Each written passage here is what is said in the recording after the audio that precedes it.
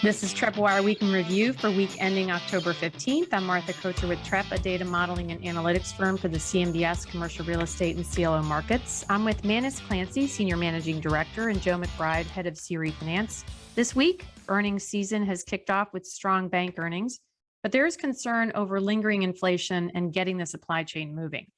Economic data was mixed. Consumer and wholesale prices rose last month, with energy inflation being the chief concern. Initial jobless claims fell below 300,000 for the first time since the pandemic. This after a disappointing September jobs report last week. Manus, the Fed's tapering plan looks like it's getting started in mid-November, but market reactions seemed muted. Well, it was certainly muted earlier in the week. What a difference a day makes, right? We're recording on Thursday, October 14th, and today we just saw a real melt up. Most of the major indexes were up, 1.7% today. Really, the reaction was night and day. Monday, Tuesday, Wednesday of this week, for those that worked on Monday, which is a holiday for many, we really had 7 or 8 different things weighing on the markets, which just led to a real lack of conviction and choppiness, right? We had, as you mentioned, Martha, a really, really lousy jobs report. And buried in the jobs report was hints of really serious wage inflation, right? The average hourly earnings number came in well above expectations, really rattled the markets. Rising bond yields, rising oil prices, supply chain issues, people talking about Christmas getting canceled for God's sakes, forthcoming earnings that began yesterday. So all these things were really weighing on people. And then between, Wednesday morning and Thursday morning, we got some real solid bank earnings and some others. Walgreens was positive, and there were a couple of others out there that were real nice. A benign PPI number and a better than expected initial jobless claims. And that combination, that hat trick, really seemed to get concern off the table and allowed people to put risk back on. So before I jump in, I just want to mention that there's a song by Tenacious D.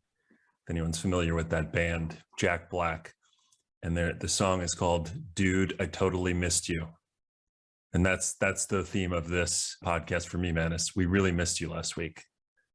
And now that you mentioned, I forgot I wasn't around last week. Although I know Mike Flood, as usual, did a terrific job giving his update on the status of what's happening in Washington, and I have to admit, it's something that I'm always very curious to hear, because I don't feel like I have my hand on the pulse of what's happening in the halls of Congress and in the West Wing, but Mike does. So it's always great to hear him come on the show. I'm not sure which is easier, modeling CDO tranche cash flows or figuring out what the heck reconciliation means. So it's and I have a slightly better picture now. I've never been all that engaged on those matters. It just doesn't come into my purview very much. But if I was ever inclined to be in that purview, it was reduced over the last month because my wife has been watching impeachment, which wanted me even less to have anything to do with the inner halls of Congress or the White House or anything else. That's a tough watch for me. So back to the track, a couple of numbers that were interesting to me this week. The big one was the Social Security uptick. Did you see that? 5.9% increase in Social Security benefits, the highest number in 40 years. And the whole inflation is transitory concept, to me, was dead several months ago. But if a federal agency that is on the hook to pay out billions and billions of dollars is increasing their obligation by 5.9%, there must be no way around the actual inflation out there. So Manus, did you get your updated check yet or not? I haven't gotten there yet. I have a couple of years to go. Thank you very much. But I have to admit, now that I'm within a decade, I am quite happy to see the uptick coming. I'd like to see myself rewarded for decades of paying into the system, I must say. Well, we'll talk about bank earnings in detail later, but it's just the market is funny, right? Because if these kind of really great bank earnings are one of the catalysts for the daily moves today, and it's kind of silly to talk about daily moves, but why not, right? If those are the catalysts, it's not like we weren't expecting the banks to be doing very well, right? M&A has been off the charts. SPACs have slowed down, but they're still going on. Trading on the equity side is still elevated, right? And they had these billions and billions and billions of dollars in loss reserves that they've just been kind of releasing nice and slowly every quarter as a nice bump to their earnings. So I kind of I'm kind of sad because we missed out on that, or I missed out on that trade. I mean, a lot of these biggest banks are up 40 or 50% on the year. Just one last thing, when the yield curve is steepening, which it pretty much has been, that's going to be good for net interest margins. Yeah, I mean, I think the two big concerns for banks were, number one, have they been putting enough money out, deploying it, or have they been sitting on it, right? That was concern number one. And number two is, a lot of this steepening of the yield curve came in the last month, right? So the thought process was, the thesis was it steep enough for these guys to make serious income? And certainly it was serious enough to, for the most part, impress investors. JP Morgan was down a little bit the other day, but Bank of America was up today, and others have rallied as well. So generally speaking, a pretty good start to the earnings season with a lot more to come. Yeah, I think that before we'll go deeper later, like I said, but a couple of numbers from Citi, who has a pretty large credit card business. I think they saw credit card spending up 20%, and JP Morgan, which has Chase, saw it up 30% year over year with no real increase in credit card balances, which means that people are buying more stuff, but they're also paying it off, which I guess to me sounds like a pretty good deal. Well, we've talked about this for a while, that the consumer has been flush, right? Between all the stimulus programs out there and rent relief and other things, that household income overall has been strong. And, I think the credit card usage reflects that. Whether that continues to be the case over the next 12 months will be the real telling element of what the real economy is coming out of COVID. I've been trying to convince my wife to not be part of that 30% uptick crowd in the credit card spending game, not to no avail so far. Well, the one thing I'm concerned about is if the shelves are really empty come, early December, what are we going to be finding to put under the tree, right? What is that thing that you thought, God, that's got to be the lousiest gift ever? And there it is, being wrapped up with a bow and stuck under the tree. I'm hoarding Tickle Me Elmos right now. Yeah. I'm thinking maybe going to the 7-Eleven and finding some of those Duraflame logs, right? Maybe that's the best thing you could find come earnings season. I prefer the hot Christmas dog that's season, been I should spinning on those rods for like 18 hours. Well, that would be worse. Wow. I hope I don't get any Christmas gifts from either of you. Secret Santa this year at the office could be quite lacking. Not good. So let's first turn to office. There are a lot of office stories this week, and Trepp took a look at office loans with expiring leases. What did our report show?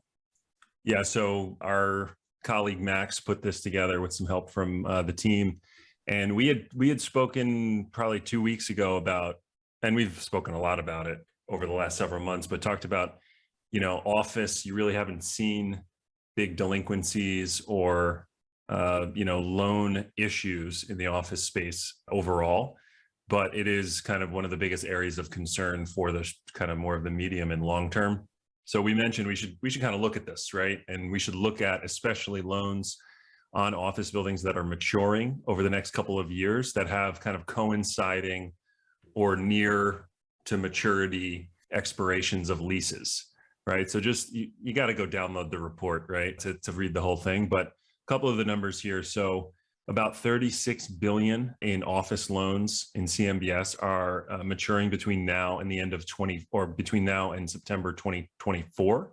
5.4 billion of that have leases that are expiring that make up 25% or more of the net rentable square footage. So those would be the ones that, where tenants have a lot of leverage and where borrowers are going to have to figure out that rollover story probably before securing refinance. So, obviously every one of these office buildings has a nuanced story, and every one of the tenants has a nuanced story. But just in terms of directionally, that's kind of the universe that people should be looking at, right? Whether you're a CMBS investor, a tenant rep, a tenant, right? To kind of understand where the leverage points are is important. So let's turn to some of the office stories that we've been watching. Manis, you are normally a very positive person, but this week you've got a number of crabgrass stories. Well, 2 weeks ago, it felt like we had nothing but green shoots. We had a lot of office sales. We had a lot of leases that were signed, some of them quite big. We felt very good about the office market. Never does 1 week's set of stories, make a trend. But this week, the stories were much more concerning. A couple of markets out there and a couple of big properties that are worth mentioning. It won't all be negative. We'll come back and close this out with some very positive stories towards the end, but I'll run these down. The theme really is downsizing, right? We've been concerned that there would be this wave of downsizing, and we did see a lot of stories that really jumped to the top of our queue this week, and I'll run through some of them in particular. The first one that really caught my eye, this was a Biz Journal's pair of stories. One was by Natalie Kostelny, who really covers the Philadelphia market quite well. I can't remember who wrote the other one, but GlaxoSmithKline is preparing to slash their triangle, their North Carolina Raleigh-Durham triangle, and Philadelphia footprints. In Philly, the firm is moving out of the Navy Yard, reducing its footprint by 75%. In Raleigh-Durham, they're reducing their footprint by 88%. And if you think that's reducing it from, let's say 20,000 square feet to 4,000 square feet, no, think again. This is going from 568,000 square feet down to about 60,000 square feet in the Raleigh-Durham area. So that's just a huge downsizing in those two markets. You could put them in as must-knows. In the case of the Philly space, it does back a CMBS loan. We wrote about it last week, and they will be looking to sublet that space. Another one of similar proportions, DirecTV wants to sublet 500,000 square feet in El Segundo, downsizing their headquarters by 80%. Another big one there. PwC, this was kind of last week, but since I wasn't on the pod last week, I didn't mention it. PwC announced that all of their 40,000 employees can work remotely anywhere in the country. PwC, while they don't have huge offices, they have many, 79 US offices, often in the 20 to 40,000 square foot size footprint, right? So another concerning story. A couple more. Another Biz Journals one here. They talk about how there's been 300,000 square feet in reduction of space in law firms in DC alone. This story, which is behind a paywall, but is well worth digging up if you can find it, written by Tristan Navera. He said, in the last 3 months alone, there's been 9 law firms that have inked leases for 540,000 square feet, all but one relocating. And of those, 40% reduction in the square footage in aggregate. That's a lot, right? So, the theme this week is, for a while, we talked about potential downsizings. We're starting to see them in earnest over the last 10 days. We've also seen some stories about kind of continuing the trend of companies moving from high tax, high lockdown areas, whether either moving or talking about potentially moving. I mean, Tesla kind of announced the full move to Texas. We have this story here from Ken Griffin, the hedge fund owner of Citadel. They're based in Chicago, and he had some pretty harsh words for Chicago, the city, saying that if they don't kind of get their act together, they'll be moving. We've seen that since the beginning of COVID and even before, a lot of the New York Wall Street type firms moving down to places like Miami. So, even if it's not COVID related, I think some of these things are kind of compounding on top of each other here. Yeah, I would also just, mention again, anecdotally, we've been back in the office a couple of weeks now, kind of quote unquote officially, and I think this is not a Trepp specific story. I bet you that this is pretty common, that we're probably at 60%, on a given day when, we're doing this 3-2 model. So even if you have companies saying we're back in the office, I think a good proportion of employees will continue to work from home or work from home more than kind of the prescribed amount prescribed by the company, especially in a time when workers have so much leverage. A couple of other stories that I'll talk about in our crabgrass segment. 2 other downsizings. The Adico Group in Jacksonville, Florida. They are a hiring organization. They are reducing their footprint from 144,000 square feet to 90. So about a third of their space is being reduced. And Lockheed Martin in Crystal City, in that Washington, D.C. MSA, downsizing by about 18%. So a very consistent theme this week. Downsizings making up a big part of the news cycle. And now I'm going to turn to Chicago, where there were 2 kind of even more alarming stories from my perspective that people can go and look at. 2 really big properties hit the news wires this week as being properties of concern. The first one in Oak Brook, Illinois. Allstate decided that it is going to shutter that headquarters. It doesn't need it anymore. It's a huge headquarters in that Chicago suburb. We've seen in the past, whether it's in the pharmaceutical or telecom areas in New Jersey, in St. Louis, in Chicago, when you have these office campuses that have thousands of employees and are fully devoted to one company, it is very, very hard to redeploy these things. And while that doesn't back a CMBS loan, it is excess space that will just sit there once Allstate gets rid of it, right? It'll take up time. I don't think somebody's going to come in there and reutilize it.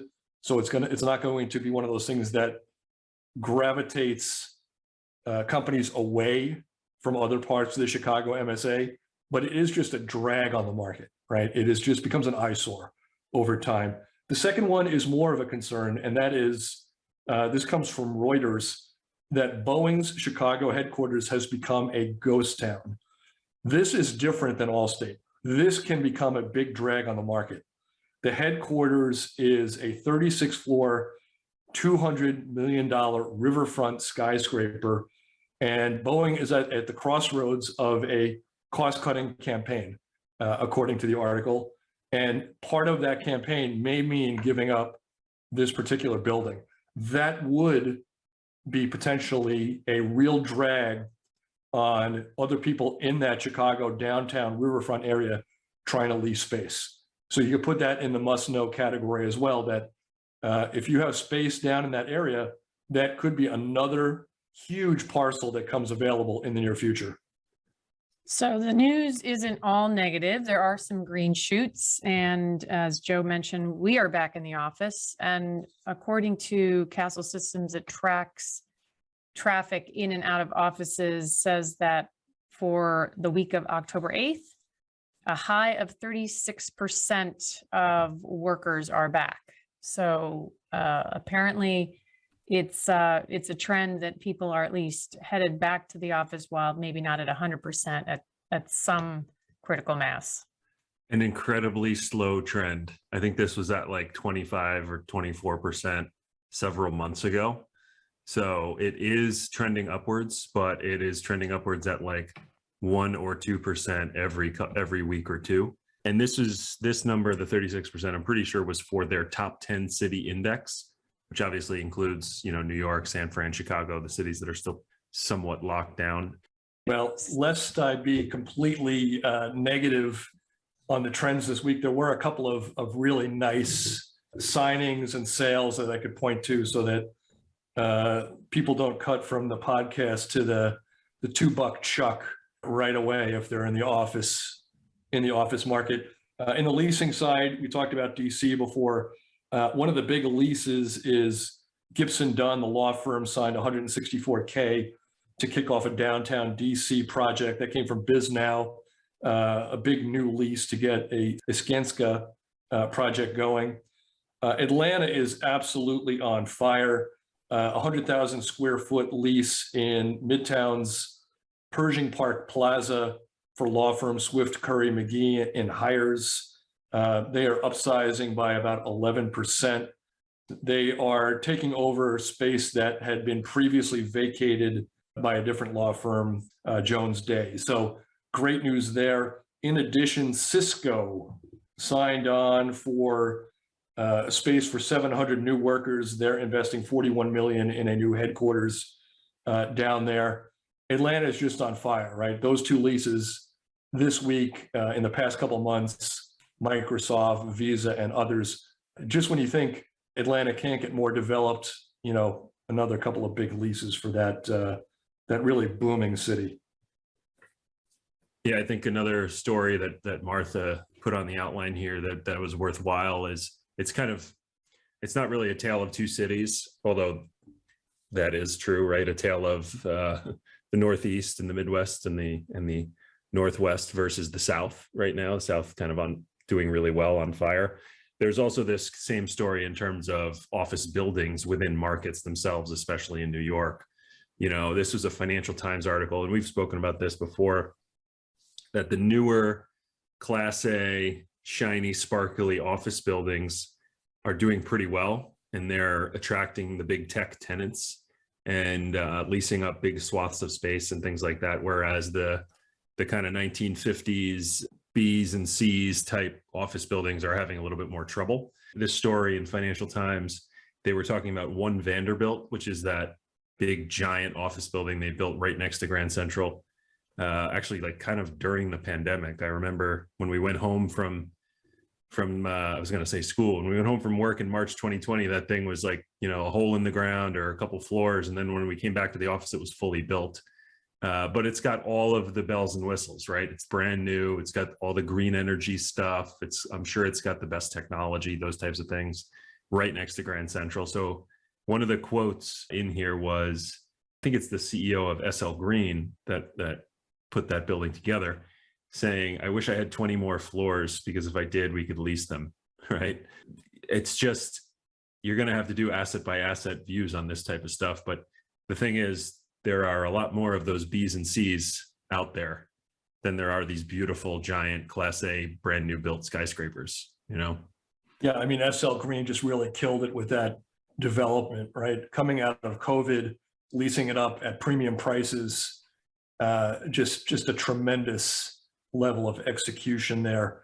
To your point, Joe, in the office category, I'll leave you with one more thought, which is somewhat similar. We made this a trading alert last week that the SEC was going to leave Union Station for a new development in the DC area. The SEC will be taking 1.2 million square feet at 60 New York Avenue. It will be vacating Station Place 3, which backs a $190 million CMBS loan. And, it speaks to what I think is kind of a slowly spiraling south part of the DC market, which is that Union Station area, right? Just as we've worried in the past, will people flock from 6th Avenue or 3rd Avenue to greener pastures in Manhattan? We've worried about that Union Station area, and this is a big move. The SEC right now has about 500,000 square feet at Station Place 3, and that's going to be a big parcel to fill. Let's turn to retail. We had a couple of trading alerts and another story. So yeah, this is very interesting in the retail space. And for people that trade CMBX, which is, the CMBS derivative, the index, which mirrors and allows people to take leverage on commercial real estate / CMBS bets, or people that are just investors in CMBS alone. There's several stories out there that I think are meaningful, and they're worth kind of getting your arms around. So traders, distressed asset buyers, mall owners, and CMBX investors, may want to take a look at this story. In fact, we talked before the podcast began. If you ping us for this story, even if you're not a client, we'll share this with you because we think this is meaningful. We put this out on Thursday morning. A 2012 mall loan got a 5-year extension. The mall in question is the Square One Mall, backed by a property in Saugus, Massachusetts. Why was this so interesting to us? Well, one was the size, $84 million loan. But the big issue here was that this was a highly underwater asset. The property had been valued, the collateral had been valued at $200 million a couple of years ago, back in 2012, later reduced to just $50 million. So there's about $35 million in negative equity there. For H1 2021, DSCR was just a little bit in the black, 1.07x. Occupancy only 76%. So this was as cuspy as they get. And I think if you had asked 10 traders or 10 CMBS guys a year ago what happens to this thing, I think most people, given the negative equity, would have said this is going to get resolved with a loss, right? Instead, the borrower here, right, has faith in this. They looked for a modification. They didn't throw back the keys. Special servicer met them at a certain point, and now the maturity date on this thing has been pushed out from 2022 to 2027. Well, first of all, let me take a step back. This is not a CMBX 6 loan. So this will not move that particular market, but it is referential to many other mall loans in that particular index. So it is a point of reference for future indications. If you are a long in CMBX 6, you are loving this outcome. You are thinking this is the greatest thing I've ever heard. The only thing that could be better is if this had been a CMBX 6 asset. If you're a short, if you're Carl Icahn or somebody else, you're getting a little nervous that you thought this was dead mall walking and now it has 5 more years to live, right? If you are an IO holder, you are dancing right now. You are getting 5 more years of interest-only cash flow when you thought you might only get another 5 months. If you are a guy who bought short average life AAAs at a premium, you're also dancing, right? So there's a lot to get your arms around. Haley will make this available to people that write into us if you're interested. It is kind of dense subject matter. And if you have any questions on it, ping me, Joe, Darren King, who's been on our podcast before, Martha, Haley, any of us, and we'll be happy to get into the details. And I've been told by some that may not listen all the way to the end of the podcast that you should send an email to podcast@trepp.com. There you go. For that question. Or info@trepp.com or sales@trepp.com or support@trepp. We have about 600 you need to stop different right now. email You're groups. just confusing people. Podcast@trepp.com. So, Manus, this is funny because in this class that I teach, we were doing bond stuff last week, and I love doing that whole explanation of prepayments being a good thing for discount bond buyers and a bad thing for premiums. And this is the reverse, right? So if you're a premium bondholder, this is great. You get more cash flow, more payments, and vice versa. If you're buying things down the stack, it can be either good or bad, I guess, in this case. But I guess we don't know the answer to this, but it would be interesting to see the rationale behind a 5-year extension. I mean, that seems incredibly long. Usually we see these things being 1 year, maybe 2. Like, do we have any color on it? We don't. I will look for the modification template, which usually goes through an analysis of these types of things. I didn't look at it specifically, but it is a great question. But just by way of reference as to how big this is, this particular loan makes up 22% of the remaining collateral behind this deal. So this is a real price-moving event for this particular asset. And perhaps what went through the mind of the special service, and I'm really just speculating here, is we referenced a couple of weeks ago the fact that there had been 4 or 5 big retail mall sales in Massachusetts recently, and that may have colored this outcome, that this market is rebounding and the distress is not here to stay in that particular market. You're going to go over the other trading alert that we had. We have 2 other trading alerts, one in retail, one in a hotel, that I'll go through, and then I'll let Joe give us the last green shirt, which was a new mall lending story from this week. But the 2 that I'm going to go through are similar to that Square One mall story. The first is that The Providence Place Mall loan was also extended.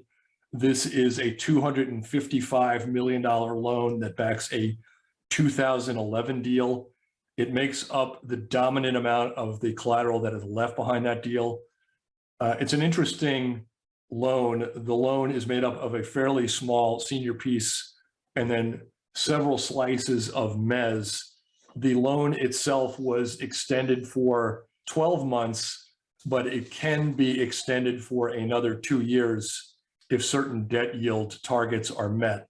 So that's another positive story for IO holders and for short premium, short AAA bond holders in a 2011 deal. The other is a similar story in the sense that it is a distressed market and it involves an extension, but it is not a retail market. The other trading alert, which will go out Friday morning, the $33 million Magnolia Hotel Houston has been extended for 3 years. The loan makes up more than half of the remaining collateral behind a different 2011 deal. The collateral is a 314-key full-service hotel in Houston. As our listeners know, Houston is really ground zero for hotel distress. Again, this is a case of a distressed market with a special servicer rolling the dice with the borrower, giving that 3-year extension with the hope that this market can recover. Value for the hotel was slightly positive relative to the loan balance, which probably influenced the special servicer's decision. But DSCR for the loan has been below 1.0x since 2017. So certainly not a high flyer, and another vote of confidence by a special servicer for a borrower in a distressed market. Yeah, so one more, not a trading alert, but a green shoot in the retail space, although this is in Tampa, so kind of everything down in Florida is doing well, but it's still good to see. So a Simon led, this is from Commercial Observer, a Simon Property Group led JV got $477 million loan on International Plaza Mall. It's a 49 LTV with some cash out, 2-year floating rate with 3 12-month extension options. So I think it was Goldman that was the originator there. So just good to see mall type properties getting financing in today's world. So it's just another green shoot there.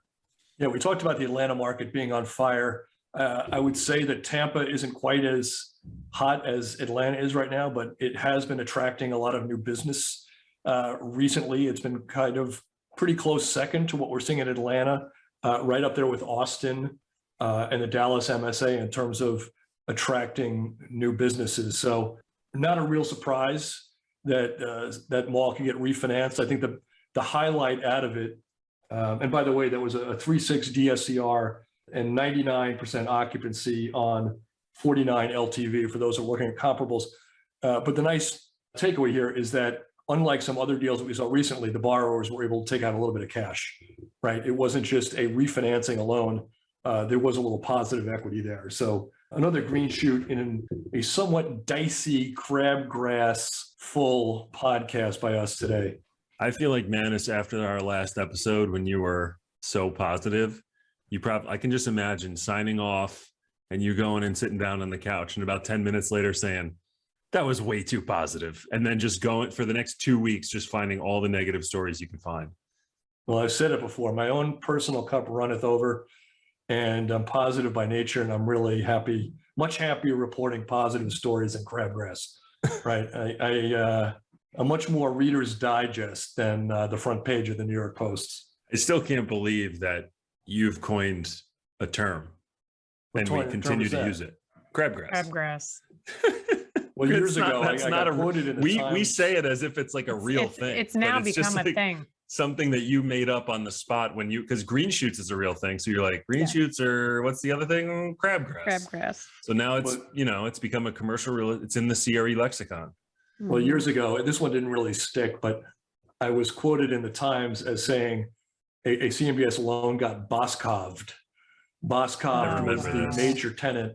They were closing stores. The store closed and turned a positive mall story into a loss. So I said, yeah, that was one of those malls that got Boscoved.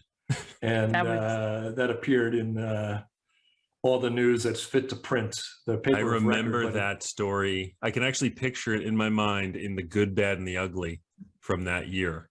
I'll have to come up with more things so I can, have my own lexicon. Every week you come up with some.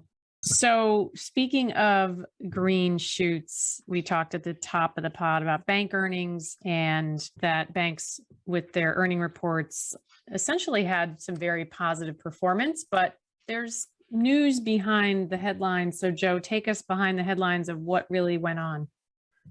Yeah, so I think, there's a few numbers that I'll kind of pick out. I think it was all of the big six except for Goldman. I think Goldman's coming out tomorrow. And the general trend or theme was revenue relatively flat and with some kind of big upside increases. So JP Morgan, Citi, Wells Fargo, all kind of flat. Bank of America up 12%. This is year over year. And Morgan Stanley up 26%. A lot of that on investment bank and advisory fees at Morgan Stanley. But across the five banks here, every one of them released over $1 billion in loan loss reserves. So JP Morgan was 2.1, Bank of America was 1.1, Citi was 1.16, and Wells was 1.65. So just think about that. We've gotten trillions of dollars in new deposits in the banking system in general over the last year and a half or 2 years. The banks pulled a lot of that kind of liquidity out of the market in 2020 just because they had to ramp up their loss reserves. But now they're releasing these every quarter, right? So JP Morgan still has 20 billion in loan loss reserves, kind of on their book. And a lot of these other banks still have billions of dollars in reserves kind of in reserve. So why do these things get released? Well, two things. The net charge-offs or the losses that have happened over the past several quarters, or I should say have not happened, have been significantly lower than what was expected, going into this pandemic when everybody was worried about lots of losses occurring. And the economic picture continues to improve. At least that's what the banks are saying. So when those two things happen, the banks can say, hey, I don't expect there to be as many losses as we thought. So I can release some of these reserves back into my earnings and start putting that money to work. So a couple other things here. I mean, on the profit side, mostly due to these earnings releases, you saw JP Morgan up 24%, Bank of America up 58%, Morgan Stanley 36%, Citi was up 48%, Wells Fargo up 59%. So, kind of hard to read those numbers exactly because it's so much of it is from these reserves. But again, we mentioned the Citi number, which was spending on credit cards was up 20%. Chase said they were up 30%. I thought Wells Fargo was interesting. Their home mortgage originations were actually down 16% year over year. So we're, maybe that whole housing boom is at least slowing a little bit. But their auto origination was up 70%. So there's kind of this, you can kind of follow the consumer and where they're going through some of these numbers. So I have a lot of other numbers here, but I don't want to put everybody to sleep. I guess the last piece is that if you had bought equal weight in all five of these banks at the beginning of the year, you'd be up nearly 40%. Hopefully some of you did. Well, generally speaking, losing or dropping reserves is a good thing, right? It's a sign of the economy growing. That's wonderful. We hope it continues. From my perspective, even though we saw that explosive jump in the stocks today and that somewhat benign PPI, the biggest things right now that can impact the broader economy and commercial real estate in general are the supply chain, right? Because that could just completely crimp economic growth if that's not figured out, right? Inflation being number two, and inflation going hand in hand with a big rate spike. So if we can kind of navigate those concerns over the next 6 months, I think we'll be feeling pretty good about both the broader U.S. economy and commercial real estate. And our own Matt Anderson is going to be publishing an analysis of the bank earnings in the next couple of days. So if you want a copy of that, ask us at podcast@trepp.com or check out our website in the next few days. It should be published. Yeah, one thing I should have mentioned that I didn't, and Matt does a good recap of the bank earnings, so you should check that out. But the kind of outstanding loan balance or loan growth is relatively flat. So there were some positives and some negatives, but kind of in the single digit percentile range across most of these earnings releases. So that's something that people pay attention to, and it's a signal of, as Rick Jones from Deckard would call it, capital formation, right? So if there are a lot of new businesses sprouting up and taking on loans, it's kind of an indication of economic activity in terms of that loan growth. So as you get more and more deposits at the bank, if you don't have a lot of loan growth, that net interest margin can come down. So that's something to keep an eye on. Through all this great positive earnings and revenue and everything else, that's something that a lot of people are going to be paying attention to. Right. It's the mirror image of releasing reserves, right? Releasing reserves is a sign of confidence. Not putting as much money out is either a lack of confidence or it's a lack of opportunity, right? Yeah, I think it's two different sides of the same coin. Yeah, not enough quote unquote supply or demand for the capital, maybe. Turning to shout outs, a couple of weeks ago, Manis put out the request to our listeners to send us their observations. We got a few good ones. William W. gave us a lot of good commentary on CRE CLOs in the market. He acknowledged that the market's hot and had a lot of other color of what his experience was currently. Deborah M. gave us a breakdown of San Antonio's economy. She was there for, I believe, a hockey tournament, and said hotels, restaurants were busy and packed. Traffic was active. So thank you, Deborah, for giving us that on the ground perspective. Mark T. gave us some insights into what they're seeing in California and refinancing of hotels in those markets. So thank you for all the comments that you gave us and shared. Colin S. and L. commented on the regulatory content and appreciated she actually sat through the whole thing, she said. So we were concerned. She did not fall asleep, she said. Right. We were concerned a couple of people might not be able to make it through. George H. said he's a big fan. Elias B., longtime listener, and would love to get a copy of the magazine we mentioned in our previous episode around global ABS. So we sent that off. This year, guys, Halloween is expected to be a huge blowout. Consumers are going to spend a record $10.14 billion, which is a lot more than last year. So I know, Manis, you happen to not be a stranger to a good costume, and an Elvis costume at that, if I'm not mistaken. I like a good costume. I don't know if we should share those with our listeners either. Maybe we'll hold that in abeyance for next year. Me and the Elvis costume, or some of the other things we've done in the past. But can we NFT that picture of you in the Elvis costume? I think we should. Yes. Well, if it will add to my personal wealth, you're free to do it. Send me the documents to do that. I love a good costume. I love going out in the neighborhood with my kids and taking on the various personas, and that was wonderful. But I hope this spending that you're referring to, Martha, will mark the end of the fun size.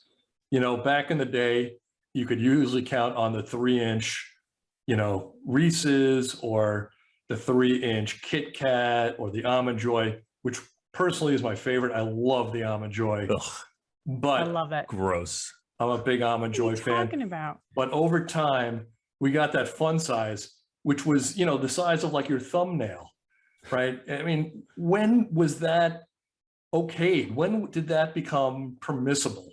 I gotta say, that's marketing genius, where you take the king size candy bar that's like 6 inches, and you say, you know what, we're gonna just give them a smaller candy bar and we're gonna call it fun. Oh my God. I mean, aside from like the loose circus peanuts, those marshmallow things, or maybe a couple of coins in your bag, right? I mean, what's worse than a fun size Three Musketeers? I think what's worse than a fun size Three Musketeers? A full size Three Musketeers. That's the one I don't like. I think they made the switch when kids like me started showing up to the house with like king size pillowcases. Yeah, exactly. Looking for candy For the second time around. Well, with that, we'll close. Thanks to our producer, Haley Keene. Join us next week as we review what's happened during the week and how it may be impacting you. If you have a question or comment, send an email to podcast@trepp.com. For more information, visit trepp.com and subscribe to the podcast with your favorite provider. Thank you for listening and stay well. All right.